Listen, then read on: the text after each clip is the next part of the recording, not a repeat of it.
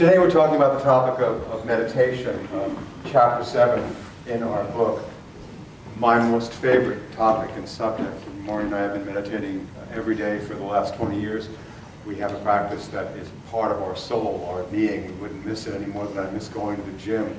I need that inner workout as well as the outer workout to keep my life in balance. We say in Unity, you know that our first statement is God is spirit, God is love without conditions. God is the essence and energy from which all things come from. God is, and we are emanations of that God is. And then that God is in us is called I am. I am that I am. God is and I am an expression of all that God is. All that God is, I am. In that silent awareness that we carry with us, when we're in that place that God is, I am that I am, we then get to choose our thoughts. Decide which thoughts we're going to get on. What to look, there goes that train again of those thoughts that I'm thinking now. Oh, look, there they go. I'm not getting on that train. Thanks for sharing. See you later. That's choosing thoughts. We become in that place of silent awareness. Able to feel our feelings. What am I feeling now? Not what's going on outside, but what is going on inside. When I'm aware of those feelings, choosing my thoughts, my perception changes. And I begin to see the God that is, I am that I am, everywhere I go and everywhere I grow. Every spiritual tradition talks about the absolute necessity of a meditation practice. In the beginning of this chapter, she quotes a couple of people talking about that place of silent awareness. 1 John on the cross. The soul's center is God. When it has reached God, with all the capacity of its being and the strength of its operation and inclination, it will have attained its final and deepest center in God. It will know, love, and enjoy God with all its might. Thomas Merton said, "Let me seek then the gift of silence and poverty and solitude, where everything I touch is turned into prayer, where the sky is my prayer. The birds are my prayers. The wind and the trees are my prayer. For God is all and in all." That awareness of God is that I am is very powerful when you have those moments. The co-founder of the Unity movement, Charles Fillmore, he said this about meditation. If in all this babble, the babble of the world's religions, the Tower of Babels of isms and schisms and theologies and divisions, if in all this babble I cannot go into headquarters, my own being, and touch that presence in me, and the whole thing's a fraud and I'm calling it off. And so he began to sit every day for an hour in deep meditation. And he began to feel the stirrings of the energy of the presence of God inside of his being. The Holy Spirit within him, or what we call the mana, or the prana, or the chi, the awakening of the kundal. And that became for him his direct experience of God is that I am. And then from that, he taught and he gave his message to the rest of the world. Not from someone else's idea about the presence, but his own individualized experience of it in his body right here and right now. We don't need more Christians in the world. God help us. We need more Christ awakened to the forgiving love of the Christ. We don't need more Buddhists. We need more flesh and blood Buddhas walking on this planet. That's what the world needs now, and it happens to be the very thing that each of us needs for ourselves as well. So this chapter is all about my favorite subject. I take it with me wherever I go, my brain. Hello there, brain. She talks about the brain in this chapter and the scientific research that's being done on studying the brain and the effects of meditation and spiritual practice on what happens in your brain. We both, and all of us here, have a left and right hemisphere. The left hemisphere is analytical. It's the thinking part of the mind. It's always thinking thoughts. The right side is the intuitive part. It's the feeling part. It's the emotional part. By the way, if you know this, look around you now. 70% of the people at Unity churches are women. Right. Look around. Oh. Hello, every Unity church will tell you that. 70% of the energy that's in the room. It's more the intuitive sort of feeling part. And not that women don't have left and right brains. Please, that's not the point. But the point is, it's the opening of the heart. It has nothing to do with body parts, although I have my particular favorite ones. So we have a left and we have a right brain.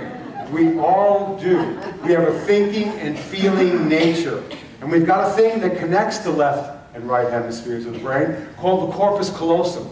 And when you do meditation practice, what happens is you thicken the connection between your left and right hemisphere. Everybody here has an active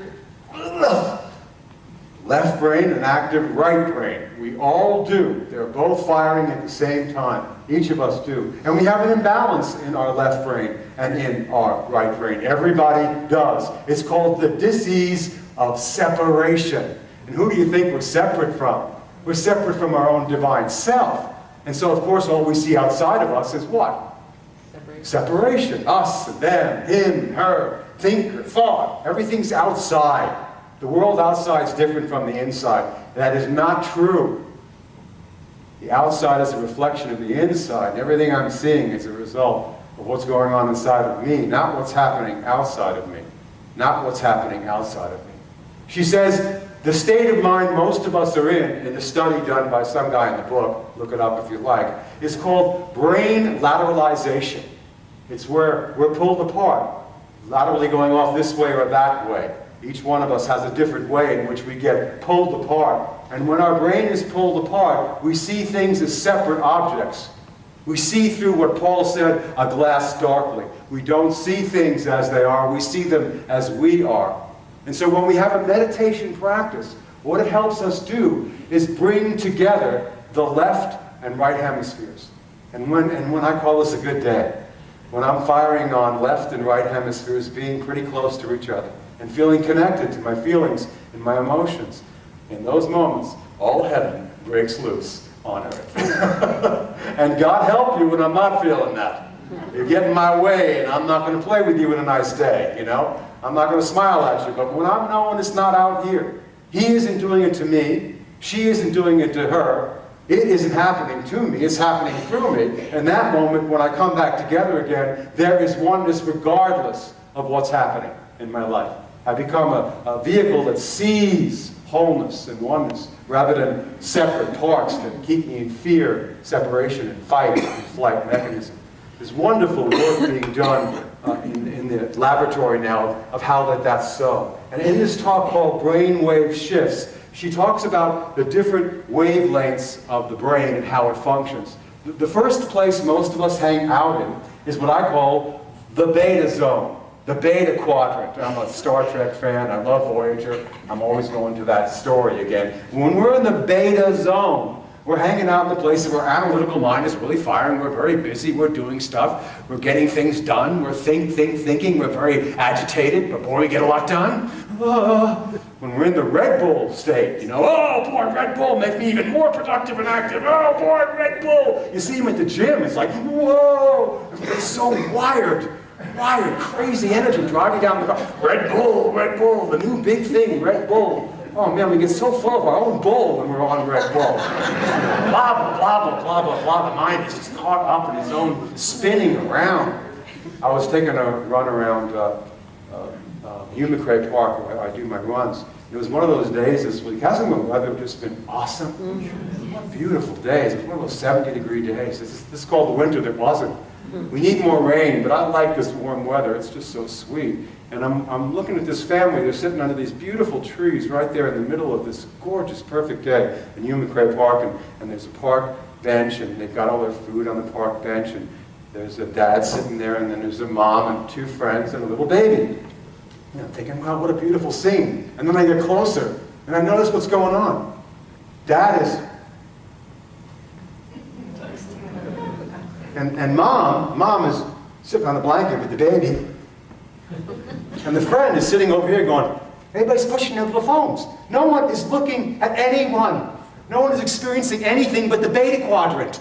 The only one who's having a good time is the baby. The baby's, I walk by, the baby saw me. The baby's like, hello, come and sit with me, because man, ain't nobody here. They're all lost in the beta quadrant. That's you know, the beta zone. You know, this is the illusion, the agitated mind. When the mind slows down, the brainwave frequencies slow down, and there's a megahertz thing attached to it. If you want more about that, it's in the book. You enter into what I call the alpha zone. Just saying it.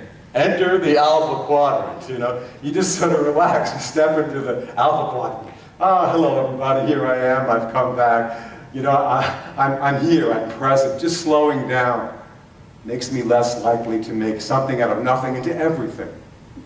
Yeah, just slowing down. And it's that place when you drop deeply into the alpha zone where you find a peace and contentment. Jesus called it the peace that passes all human understanding.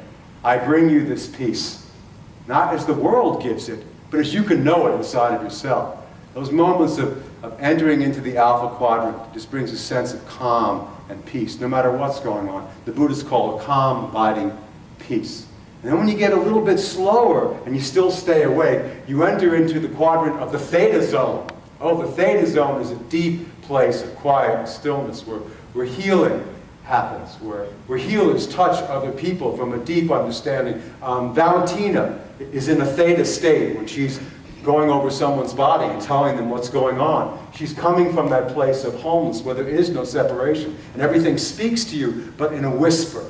That theta zone state, most people can't maintain very long unless you practice deep, quiet meditation. And then you can feel that wholeness. You really can. You can see things that others don't see and hear things others aren't listening to. That oneness, that Om, that presence. And then the next space is Delta Airlines. It's the Delta Quadrant. Boy, when you step through the wormhole of the Delta Quadrant and you're awake and alive, I'm telling you, we hang your picture on the wall and we're trying to figure out how you did it. That's the place of mastery. Mastery. And it's called in the Hindu tradition, that place of cosmic consciousness, Nirvikabala Samadhi. Nirvikabala Samadhi. When we were in India 7 years ago, and I'm not sure they're doing this now, but they were doing it then, there were beings called cosmic beings who spent 8, 7, 6 months in Nirvikabala Samadhi. And they'd sort of wheel them in and plop them on the floor so we could sit in front of them and feel what that state of expanded consciousness felt like. So we get a little glimpse of the possibility of that state and place of complete and utter quiet and stillness and what that felt like. Jesus was a master of all the brainwave places. He could shift from one brainwave place to another. It was the beta zone, the betazoids that hung him up on a cross, thinking they could stop him, stop this energy. It was the beta zone folk who did that, us in that place of agitation and fear and separation. He just saw all that and immediately went into alpha, theta, and delta, just in a matter of seconds. And from that place, he spoke the words, Father, forgive them. They know not what they do. That was where it came from. That's our potential. So as we work with these teachings, we work with calming our minds down. We work with being aware of where our brain is right now. Bhagavan kept saying, the problem is your brain, you need help. You need help. And the Oneness Blessing is about helping your brain to enter into moments of alpha and theta states. It helps you have an experience of that quicker and sooner so you can feel what that feels like to not be constantly churned up and agitated. Many different types of teachers and teachings are available now. The Oneness Blessing is a great way for a little touch of that so you can have a moment of it and then deepen it in your own practice. The coming together and the slowing down and being present and being able to reach the stage of consciousness that was a part of a state of awareness that Jesus had, that Buddha had. You're privileged to know in this time that we live in the possibility of that being absolutely your birthright, your experience, your direct experience right now. A great teacher by the name of, what is his name, Ken Wilber, has been studied. He's a deep meditator, and they've actually put things on his brain, and he can change states of consciousness just in a few moments, a few breaths. He says this, the stage of consciousness or development is significant as the state of consciousness. Research suggests that the more the deeper states of consciousness are sustained, the more likely a person will be able to evolve to the next higher stage of development. Considerable research has been demonstrated. The more you experience meditative or contemplative states of consciousness, the faster you develop through the stages of consciousness. No other single practice or technique, not therapy, not breath work, not transformative workshops, not role-taking, not hatha yoga, has been empirically demonstrated to do this to the extent that meditation is able to do this. So this is where the rubber hits the road for us. We have a practice that we do every day, and we start off as small or as little as we can, and we grow with it. Whether you're concentrating on a mantra, or you're concentrating on a candle flame, or coming back to your breath, what you're doing is you're bringing your brain back into synchronization again. And you come back to it over and over again. Even one little glimpse of it, there's just this great sense of, this is not as big of a deal as I thought it was. I don't need to make something out of nothing into everything. I'm okay. Oh Lord, I'm going to be fine. So we're in my room, and I'm getting ready to do my talk on meditation, prayer, and silent awareness. And I have my second cup of coffee, and Maureen comes in to get a sip of the second cup of coffee. She doesn't drink coffee, but she has 2 or 3 of mine. You know, people who don't smoke would always ask you for a cigarette? No, Maureen doesn't drink a lot of coffee. She has 2 sips. You get busted for that. I got to watch those exaggerations. She went to go grab the cup, and the cup, she fell over. You know, how much fluid can there be in a coffee cup? You know, when you spill over water, it's like, I can't believe how much water is in this cup, or orange juice, or anything. And it's a mess. It gets all over the floor. It gets into the cracks in the floor. You know, wow, I can't believe how much there is to clean up. So I immediately go into the beta quadrant, you know. Oh, God, I got it. And Maureen goes, I'll clean it up. I said, no, I'll clean it up. I'm fine. I have to clean it up, you know. I have to clean it up. It's a spiritual practice. I have to clean it up. I have to clean it up. From have to clean it up to a couple of deep breaths, entering into the alpha quadrant, I get to clean it up. Heaven on earth. Move the futon back, clean the floor up. Boy, it's dirty back here. Has anybody cleaned this in a while? No, of course not. You see the difference? That's the way it works. There you are, right away. Entrance from one stage to another through the state of consciousness that you're in.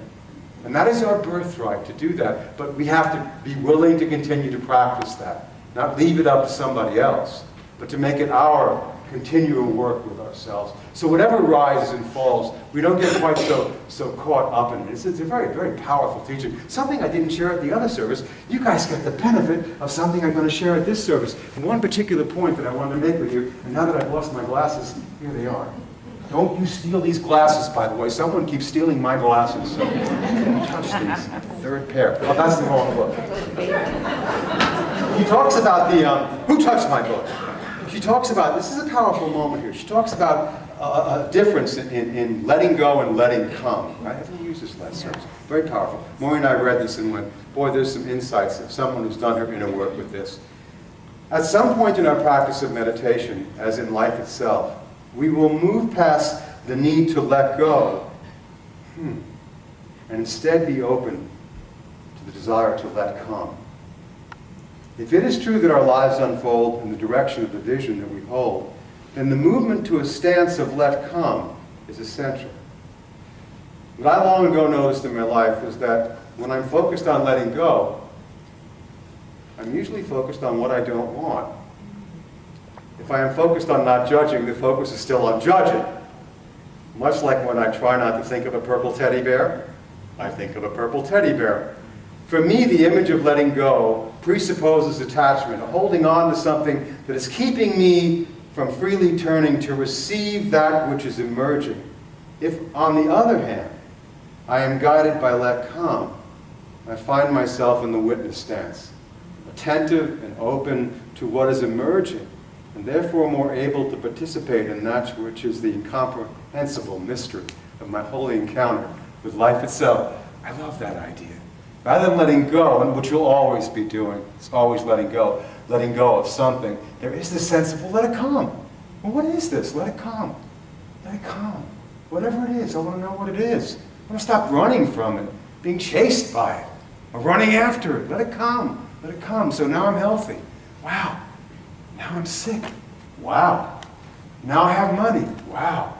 Let it come. Now I have no money. That's interesting. More dust in the wind. More impermanence. Oh, offering is up. Oh, Richard's happy. Offering is down. Oh, Richard's not happy. Let it come. I want to learn the lessons of why I'm here. Lessons in balance and wholeness and oneness that are not tied to whatever stage I'm in. Awakening through the state of consciousness that meets that, whatever is coming, in a sense of wholeness and holiness and oneness and peace and joy, right here in this moment, right here and right now. Let it come. Let it come. Let it come. So we've now moved to the kitchen, and I'm sitting there at the table, and Maureen's getting ready to go, and I said, well, I'm going to get my talk done, and after I get my talk done, I'm going to go for a run. Oh, she goes, well, then you're going to be writing your book then, right? Because the deal was you do all this extra running, and you put that much time into now writing the book. I said, well, you know, I am kind of busy, you know, if you haven't noticed. I've got to write these talks, I've got to do Wednesdays, I've got a March and what, February, March, April newsletter to do. I'm a little busy if you don't mind. She goes, well, you think you're busy? We are in the beta quadrant right now. We are having a Red Bull squabble and nobody's on Red Bull, but the bull is flying. She lists to me everything she's been doing. And we just both look at each other and she walks out the door with a little slam. Anyone know this place? Goes out the driveway with the car, and I gave her the beta hand signal, you know, the finger from the beta wave, you know what finger that is. We're all very good at that as she leaves. And I go into my room, how does she bother me so? And I realize I've got sitting on my, this is so funny, sitting on my futon are the half of my brain, and they're separated like this. Oh, God's doing it again. There I am. I'm separate. I pulled apart again. Here it is again. Oh, gosh. Look at that. You know, him, her. You said this, I said that. You said hi. I said I don't know. Same thing over and over again. And I'm just watching that, and I'm breathing. I'm getting out now, just to the moment of picking up the separation in your hands and holding it. It's not about what she did or what I'm not doing. Not about anything outside. This is about the split, the separation. Just breathe a couple of breaths and watch the beta come into the alpha. Oh, maybe a little moment of sprinkling of theta. Comes back together again, and there we are back home again. It's so beautiful. I love when you do this and you practice it. One more little example. Rhoda called me on the phone right after the Oneness Blessing weekend that we all had. You know, by Sunday we were all just in bliss. You know how that is. And I get my answering machine, and it's Rhoda, my mother. Rhoda, hello, it's your mother. I know it's my mother. Why do we do that? Hello, it's your mother. Yes, Mom, I know it's you. Richard, I want to talk to you now. You know, there's a wedding coming up. Joey's getting married in October. Aren't you doing the wedding? I said, I'm not on the phone with her. I'm listening to the message. She goes, oh, yes, of course you're doing the wedding. She's going, now the wedding's in October, and you always come and visit me in September. You have for the last 3 years. You're not going to come twice, are you?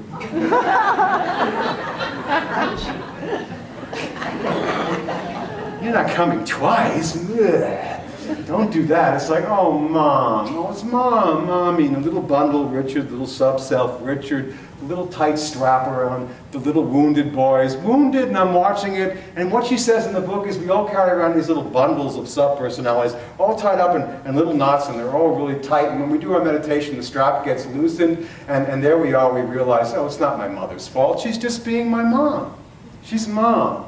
She's not the object of my pain or suffering. She's the subject of my sweetheart, my presence, my mom. Hey, Mom. I called her on the phone a couple minutes later. I said, hey, Mom, guess what? I'll tell you what. We are coming. We're going to stay for 3 weeks. We're bringing 2 grandkids that you have not met. I'm bringing my dog, and we're staying at your house. She's going, oh, Richard. Get me Maureen on the phone.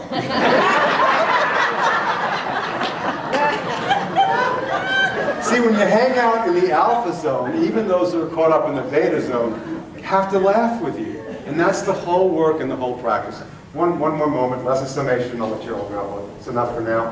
Blah, blah, blah, blah, blah. 10,000 hits a month to listen to my psychobabble. Wow. Love it. There you go. Not that one, let's go to the other ones. No, leave this here. No, should I do the other ones, you think too much? Let's do it, it's good. Okay, let's go back to the first one. First part, that lesson summation, you good? This is all from the book, and I wanted you to have it in your lesson summation, because some of you won't buy the book, and it's some of the best phraseology for meditation I've ever seen. Meditation is learning to live in the present moment, to live fully in the now, rather than in the past or future.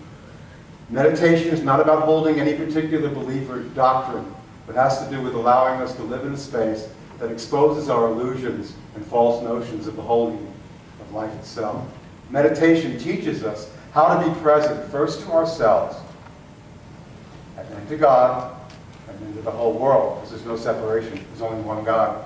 Meditation is about allowing our dysfunctions and addictions to reveal themselves, not so we can judge them, but so they can be released of their power to drain our life away.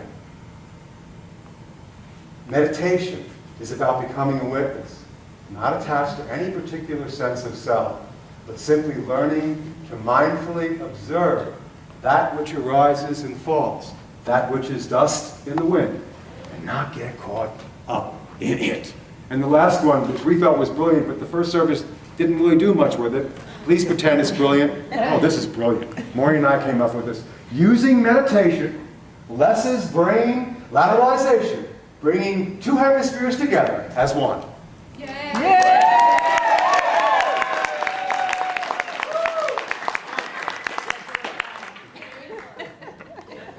And the more we do that in predominantly powerful moments, we directly experience, and this is from her book, we experience the essence of the elegant interconnectedness between us and everything else. The elegant interconnectedness between us and everyone else. I call that a good day. Have a good day. Bless you.